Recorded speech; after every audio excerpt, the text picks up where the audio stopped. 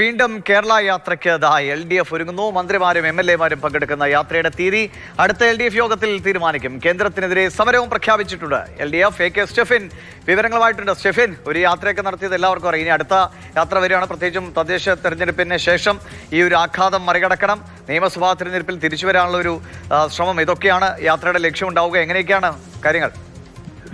ദിവിഷ, ഏതായാലും ഇനി കൂടുതൽ കാര്യങ്ങൾ അടുത്ത LDF യോഗത്തിലെ അറിയാൻ കഴിയുകയുള്ളൂ. തീയതി അടക്കമുള്ള കാര്യങ്ങളിൽ ഒരു പുതിയ തീരുമാനങ്ങൾ വരേണ്ടതുണ്ട്. പക്ഷേ ഏതായാലും ഈ തിരഞ്ഞെടുപ്പ് തോൽവി മറികടക്കുക എന്നതാണ് CPM-നെ അല്ലെങ്കിൽ LDF-നെ സംബന്ധിച്ചിടത്തോളമുള്ള പ്രധാനപ്പെട്ട കാര്യം. അതിനുവേണ്ടിയാണ് ജനങ്ങളിലേക്ക് കൂടുതൽ അടുപ്പിക്കാൻ, ജനങ്ങളിലേക്ക് കൂടുതൽ എത്താൻ വേണ്ടി യാത്ര സംഘടിപ്പിക്കുന്നത്.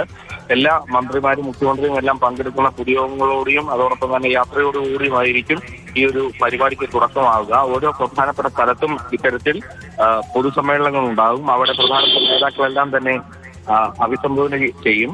ഒപ്പം കേന്ദ്രത്തിനെതിരെ ഒരു സമരപ്രഖ്യാപനം കൂടിയുണ്ട്. ജനുവരി 12-ാം തീയതി തിരുവനന്തപുരത്താണ് ആ തരത്തിലുള്ള സമരം. കാരണം കേന്ദ്ര നയങ്ങൾക്കെതിരെ, തൊഴിൽ നയങ്ങൾക്കെതിരെ ഉള്ള ഒരു സമരപ്രഖ്യാപനം കൂടിയാകും ജനുവരി 12 തിരുവനന്തപുരത്ത് നടക്കുന്ന കേന്ദ്രത്തിനെതിരായ LDF-ന്റെ സംഘടന.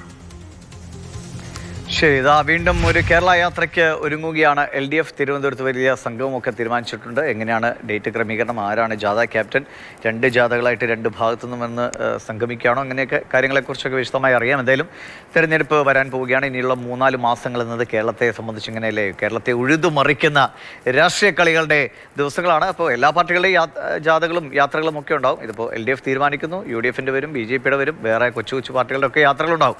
ഇതൊക്കെ കാണണം. എന്നിട്ട് ശേഷം നമുക്ക് അടുത്ത സർക്കാരിനെ തീരുമാനിക്കുകയും ചെയ്യാം.